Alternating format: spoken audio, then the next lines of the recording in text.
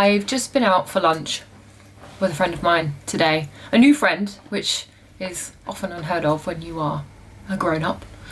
And it's really interesting just having a conversation with someone who, you know, you're new friends with, and you're talking about things that you're interested in doing, things that you want to go and do, businesses you want to start, ideas you have for your career. And then you talk about fear and how you're scared to go and do the thing, and you're scared to be bad at something. You're scared to get it wrong. What if I'm bad at this? What if I can't get this right? What if I don't know what I'm doing? And I know I've talked about being stuck before, and I know I've talked about what that looks like and how to start moving forward. And I just think it's so interesting that so many of us are stuck in one capacity or another. We're scared to go and do something because we're scared of being bad at something, scared of being new at something. Like, when did we stop allowing ourselves to be new at something and therefore, quote unquote, not very good at it?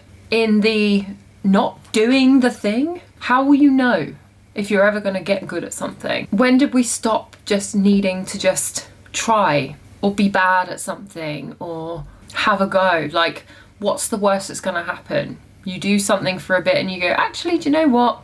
I don't want to do this anymore. That's okay. I say this with the most love and big fuzzy wuzzy hugs because this is me. I am essentially calling myself out right now because I have wanted to talk about things that I am passionate about on this channel for a really, really long time, and I'm quite comfortable having these conversations with my friends.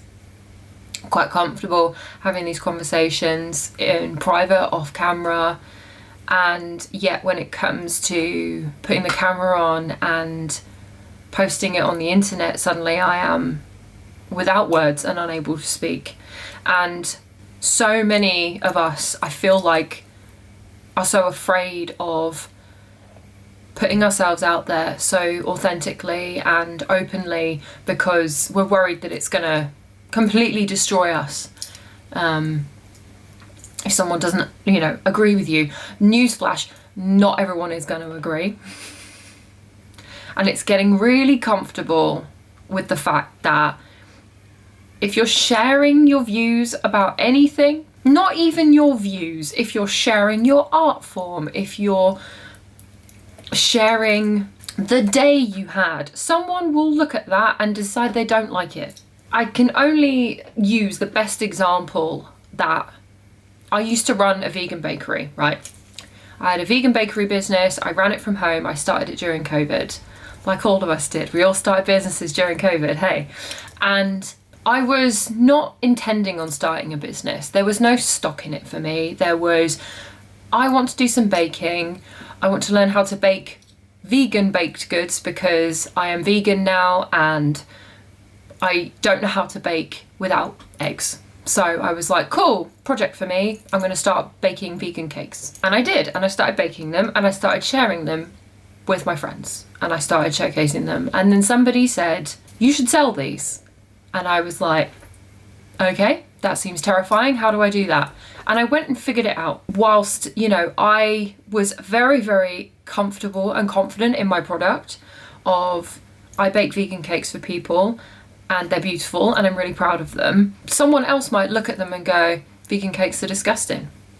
I don't like vegan cakes. Okay, that's fine too. Like, and it's knowing that because you're creating something and somebody else doesn't like it, doesn't mean that your value or worth is less than theirs.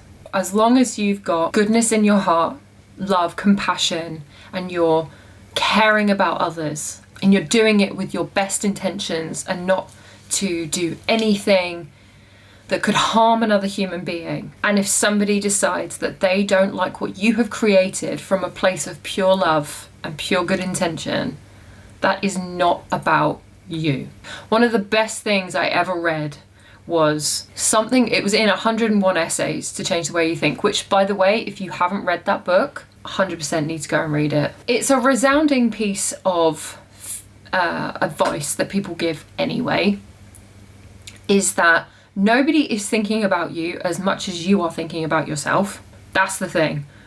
You're worried about doing the thing, starting the YouTube channel, starting a podcast, starting a blog, writing a book, painting a painting. You're worried that how people are going to receive it.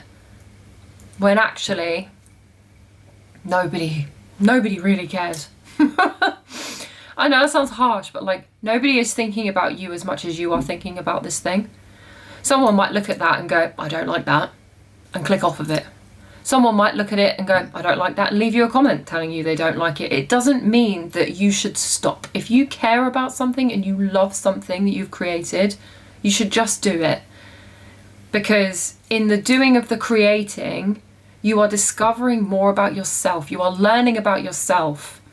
Even if somebody leaves you that comment that says, I don't like this, you learn something in that moment, how you handle negative feedback, and how if you had an adverse reaction to somebody's feedback, that how it sat with you. If it wasn't constructive, how would you then handle that in your body, in your being?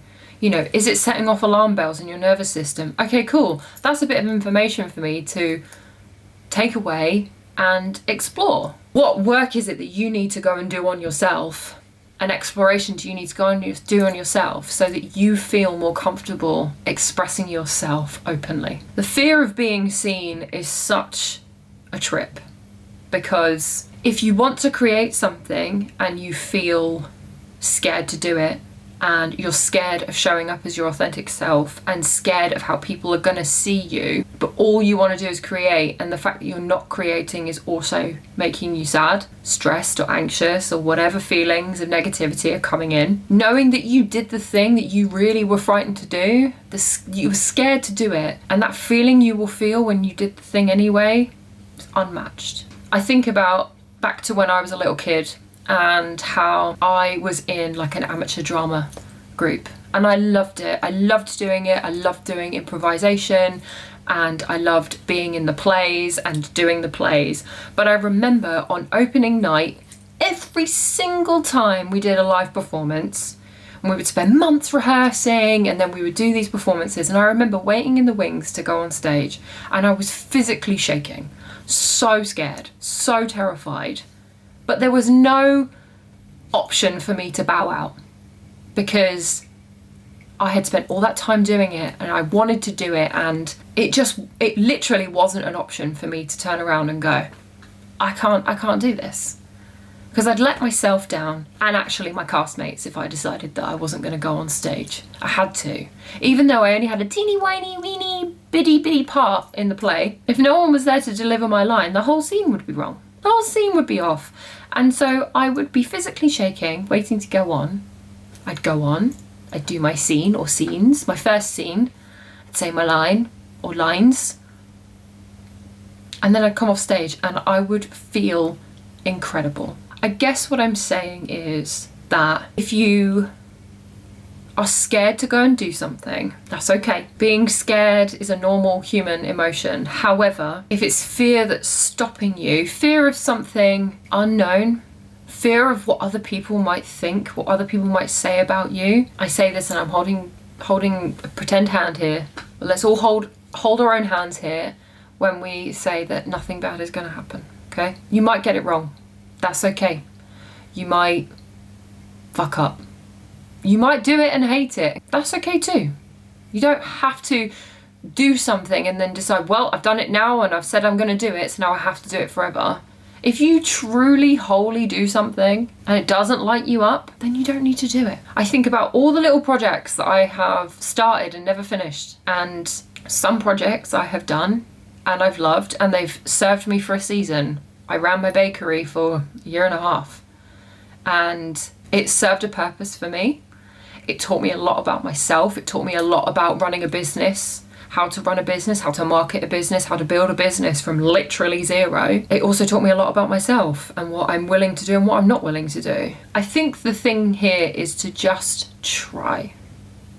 Just give it a tiny little go. I know there's a lot of advice out there that's very in your face, and I might be coming across in that way as well, potentially. But I'm very, very passionate about people living their best lives and their best selves, because we only get to do this once. Sharing what you have to say in your unique way of saying it could be the answer to somebody who is so lost. If you think about that, somebody out there might be completely and utterly lost. And just by you saying the thing that you've been thinking, you've been like, oh, I really want to share this, but what if I sound stupid?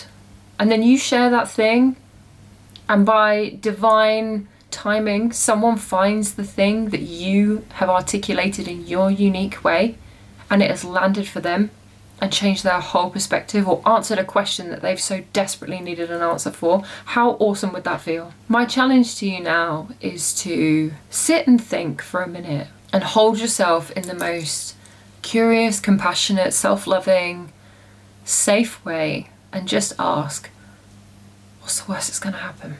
If you want to create something and share what your art form is, do it. You won't regret it. Thank you so much for being here. I'll see you on the next one. Bye.